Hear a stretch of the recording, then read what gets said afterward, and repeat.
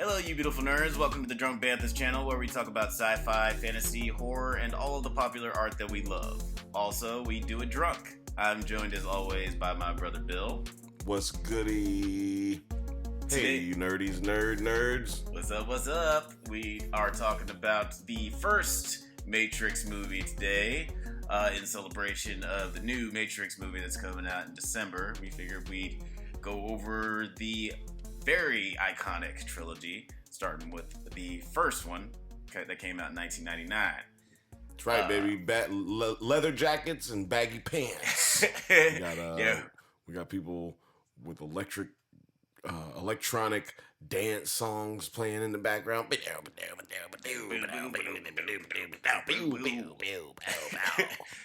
Yeah, this movie was iconic for several reasons. Mostly the reasons we just named already.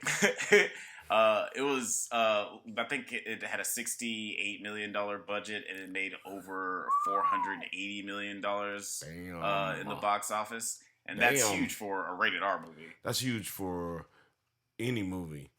That's huge for that's huge for Bambi. Right? Yeah, that's humongous, especially in like 1999. And again, I always forget that this is a rated R movie because I don't really feel like there's anything specifically. It should be a PG-13 R about it. For yeah, sure. But it's made a whole lot of money for it. I would say that it's rated R because of like the whole nature of America at the time. We're very on edge with certain things, especially gun control and stuff like that. Yeah, that's true. So maybe might have been reactionary to the time. Maybe. Yeah. But also, I can see that because trench coats and guns. Yeah, it was very sensitive. Trench coats and guns. I'm sorry. Every time you're talking right now, it's just like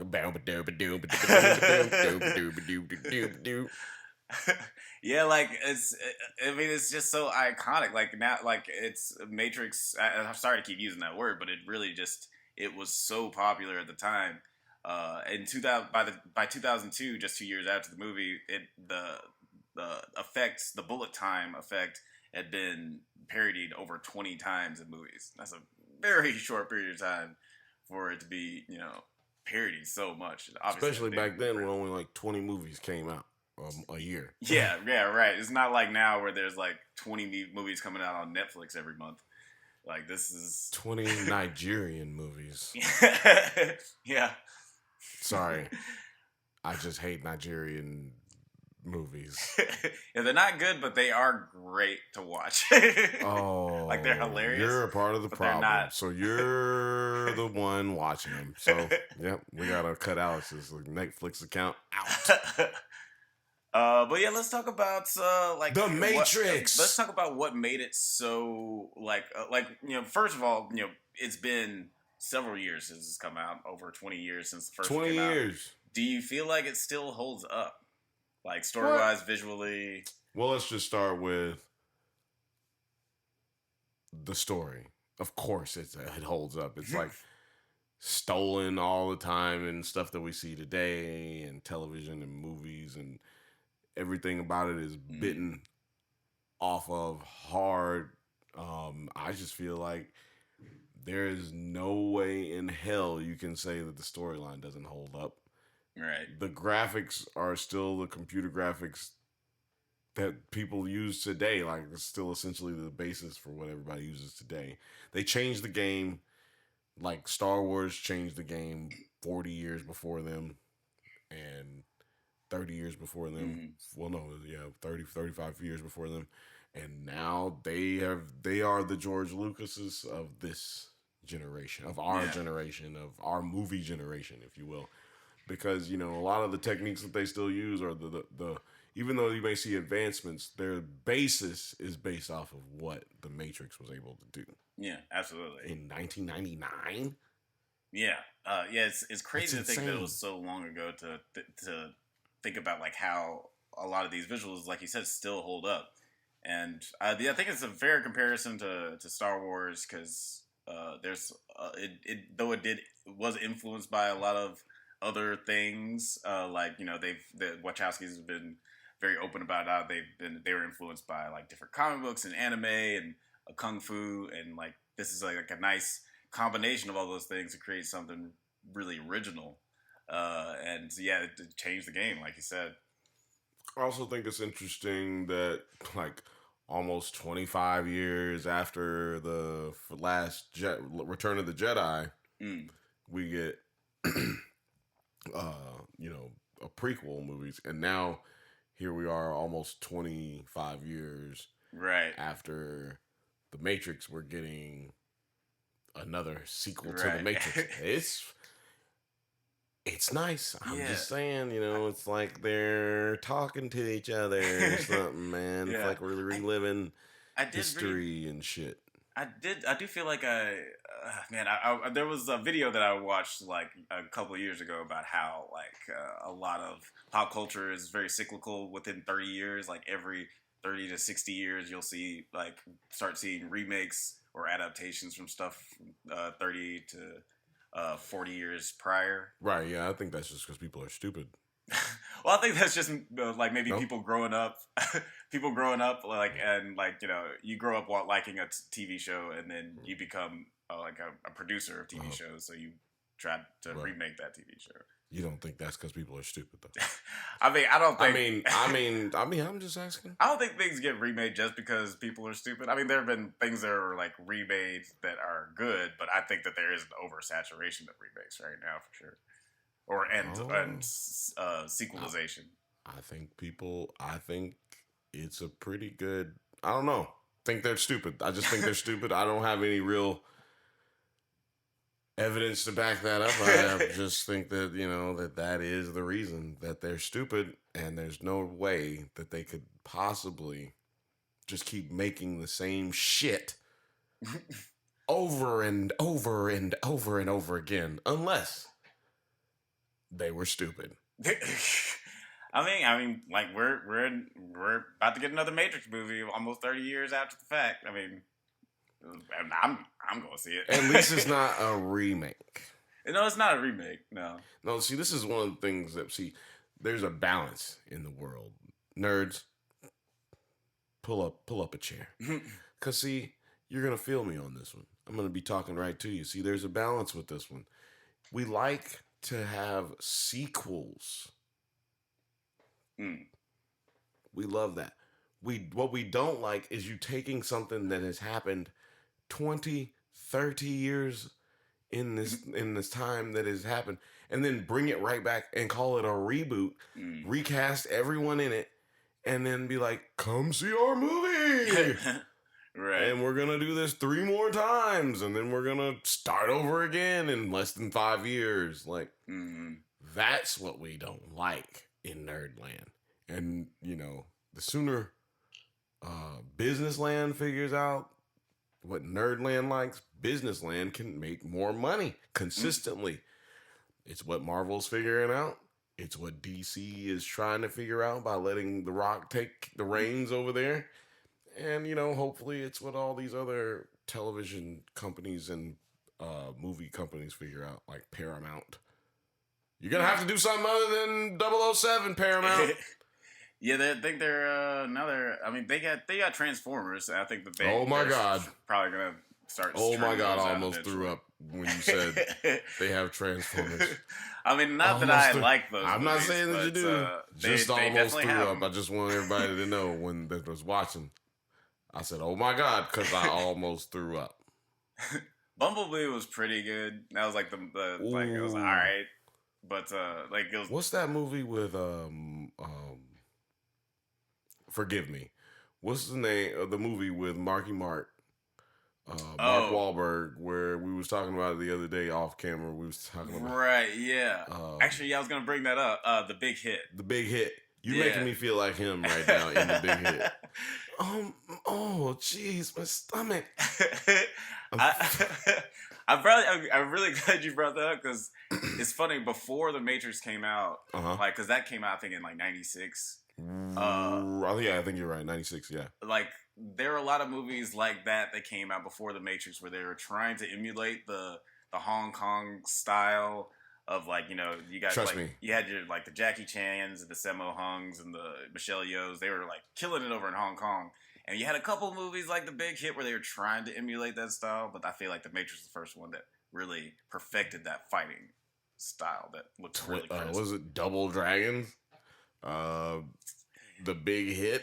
Double Dragon. I forgot about Double Dragon. That was as a kid, I loved that movie. That probably does not hold up. Yeah, there's another movie with some really bad white actor and Alicia Silverstone where she gets kidnapped. It's like the same thing as The Big Hit almost, but The Big Hit was like neither one of them actually I think got very much fanfare. So I mean, but they came out around the same year, I think. Yeah, that was a weird trope that was happening at the time where you just just let's do this. See, Alex, I told you, a lovable You, kidnapper. I just told you.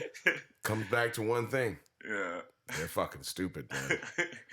Bunch of trust funds babies that don't have any fucking clue what's going on in society and the culture, so they just fucking go off of shit that they've heard in pitch meetings and forget that they actually heard the same thing 45 minutes ago. Yeah, there's a lot of unoriginality just getting bounced. Find out that somebody took the same thing that you turned down 25 minutes ago, and now you got to go fucking get another movie that's just like it, put it out at the same time. And that's how we get things like Die Hard 4. It was made from like a different script. Right. But, I mean, well, first of all, Die Hard 4, not one of the bad. It gets better every time they put out another Die Hard. Let's just put it like that. You think Die Hard 4 is bad? Watch just Die Hard 5. Yeah, you're going to get a worse one. Yeah. Let's talk more about Neo. Yeah, like how did you feel about Neo? Do you feel like Neo as a character is like he's still like one of the most badass action heroes in movie history, or since now there's 22 years since he's come out, how do you feel about Neo? Right. I still think Neo is a really cool character, really interesting character. And Keanu did so much to prepare for this role, and apparently he really messed up his back.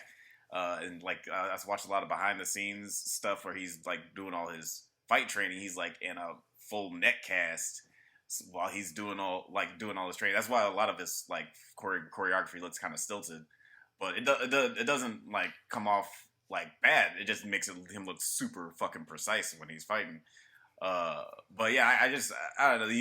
Keanu puts so much fucking work into this movie. It's one of the reasons he's the super movie star that he is now. The Neo is gonna be forever one of the most popular movie characters of all time. I feel like Keanu proved he could act in this movie.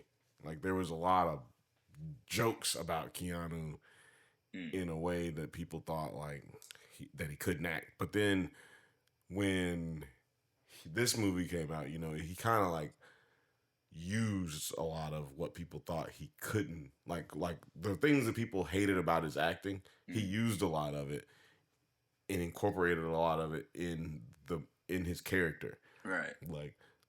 When Morpheus jumps across the the other building during the jump test. Right. He goes, "Whoa." Genuine reaction. Whoa.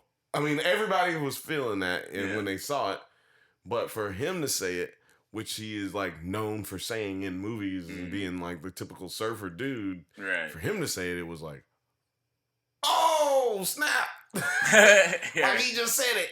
He just said what I was thinking, and also that's his thing. Oh snap! Yeah. It's like if it was Sam Jackson. He said, "Motherfucker!" Right after he jumped over. This motherfucker. That would have been oh shit. Goddamn, I am watching a Sam Jackson movie right now. I think for a lot of people it was oh yeah, this is Keanu Reeves right here. Damn, Keanu's been doing a good job so far. I didn't even remember that I'm watching Keanu right now. So, he did a great job acting in this movie for sure. Keanu, I think there's a lot to be said about choosing the roles that are good for you, and this is a really good role for him. It's right in his wheelhouse, and he pulled off a really great performance. There are other actors that were considered for this. I mean, Brandon Lee from The Crow. Will Smith was famously considered for the role, but he turned it down. He's really not smart. But I mean, I get honestly. I've heard Will Smith describe this. I've heard him entertain the questions about that situation several times. He's given a different answer every single time. Oh, really? So I do not believe him either because he once said he didn't understand the script, so he didn't think other people would understand it. So he just didn't he said he understood it, but he did not think other people would understand it. Then he said that the Wachowski brothers were pitching it to him, and then he just was kind of like, I don't know what they're talking about, and he just kind of didn't go back to it. Then he said that I just messed up. Look, I messed up. It was he blamed but he kind of blamed it on his agent because he said that he let his agent kind of tell him what he should have did because they had a idea of what they wanted him to look like as far as what kind of movies he wanted to do in the plans. I don't believe none of that shit because you done told me something different every 5 years when it comes up. You tell us something different, Will Smith. So William, get your story straight. What happened is you read the script and you thought, this is some bullshit. Maybe you don't like Lawrence Fishburne. And you was like, who? Larry is going to be on this? Fuck Larry. I ain't going to be on this shit with Larry. He don't like being called Larry, so that's probably what happened. He probably called him Larry because he don't like him. You know what I'm saying? That's what I'm saying. Mr. Fishburne, I don't want you to get mad because I called you Larry. So... Do you think that would have had any kind of difference if Will Smith had played Neo? Do I think The Matrix would be as good as it is? Is that what you're asking me? Well, not necessarily Will Smith, but if it had if it had a black character, 2 black main characters instead of Keanu. I don't think it would have changed nothing. It would have changed Hollywood. Hollywood would have not been able to deal with it more so than society or people going to pay money to go see this movie. And I don't think that, but I mean, Hollywood wouldn't have let that happen. Yeah, I mean, immediately Morpheus would have been played by Jake Gyllenhaal. Apparently Russell Crowe was considered for Morpheus. So yeah, that's exactly what would have happened. If they'd have gotten Will Smith, they would have had to get Russell Crowe. Right. So then Will Smith would have to be acting against another racist white man. I don't know that Russell Crowe's racist. I don't have proof that Russell Crowe is racist, but I just know it's true. Yeah.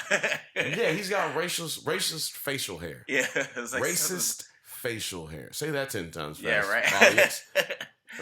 Is something about that gruff that makes you let us know if you think. Let us know in the comments right now. Do you think that Russell Crowe has a racist face? Does he look racist to you? Put it in the comments. Thumbs up, thumbs down. Thumbs down. Does he have racist facial hair? Is that a thing? And while you're at it, just like this video and subscribe to this channel because we're about to go in further on this Matrix right here.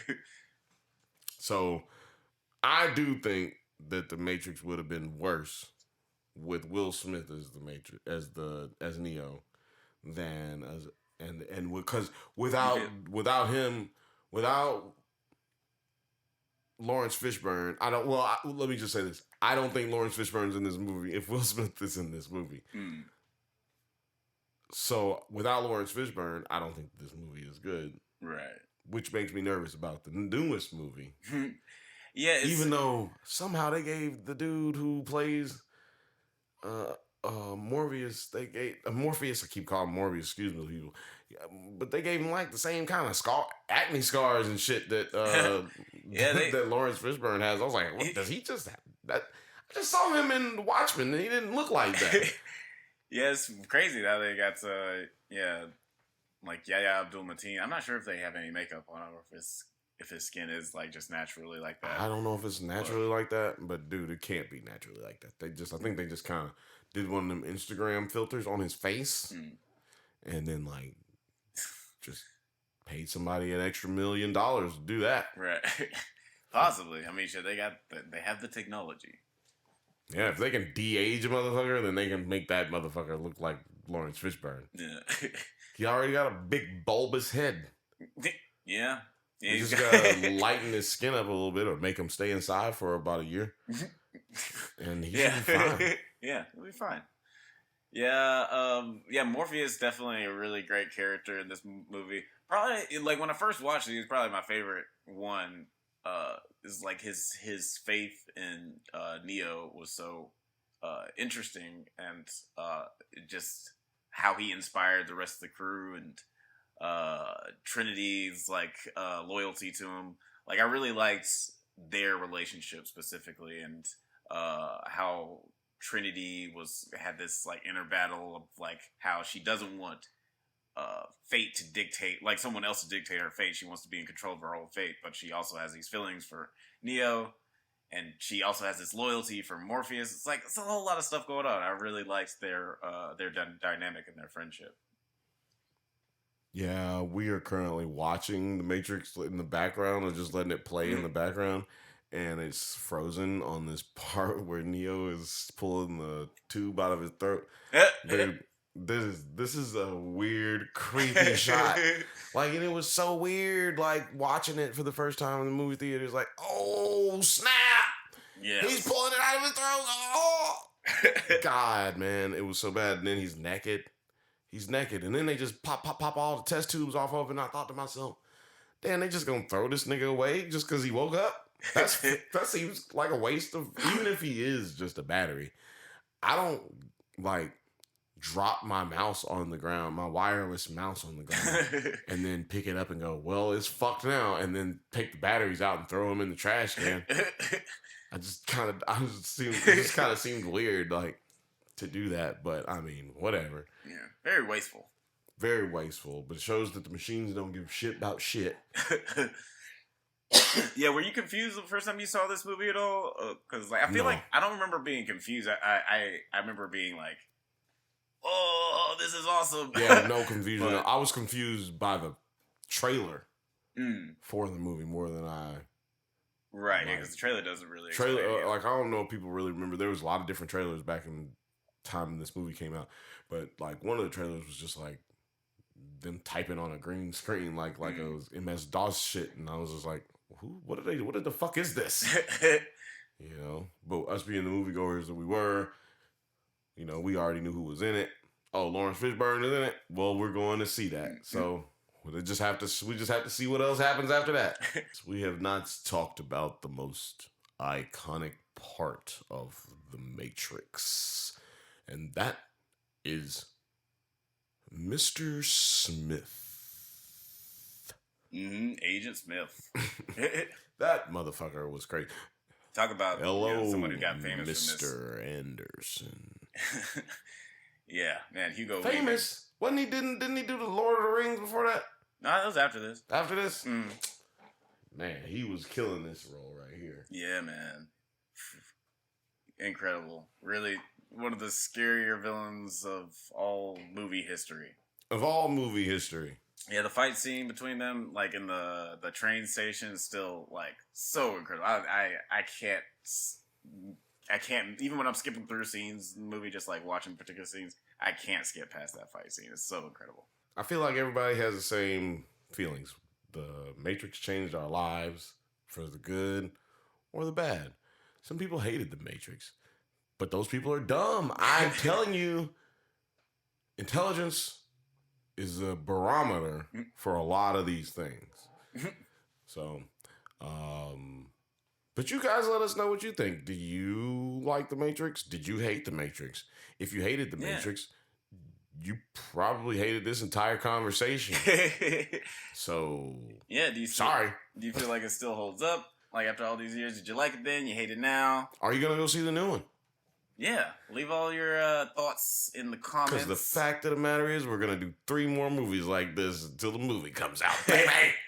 Yeah, we're definitely gonna be covering the Matrix 2 and 3, maybe the Animatrix. I don't know. Do we want to cover the Animatrix? Maybe the Animatrix. I'm not gonna say I don't want to, but maybe the Animatrix. Yeah, I can't remember loving that, but we'll see. Tune in, nerds. Make sure to check us out on Twitter, Instagram, TikTok, at Drunk Banthas on all those platforms. You're going to be hearing about our conversation and thoughts about Squid Game after this episode, most likely. Yeah, we're going to be talking about Squid Game. Dune comes out soon. By the time this pod comes out, Dune will be out. So, Facts. Yeah, we're going to be talking about that soon. Damn right. So stay tuned. Thanks for listening to the podcast. We do this every once in a while, so go ahead and leave a like and subscribe so you can get updates on new episodes of the pod and new video essays. So until next time, stay safe, my little Matrix people. Right. My little red pills. Yeah, that's much better, yeah. Click the bell, bitch. Click that bell, click subscribe. Thank you guys. May the force be with you.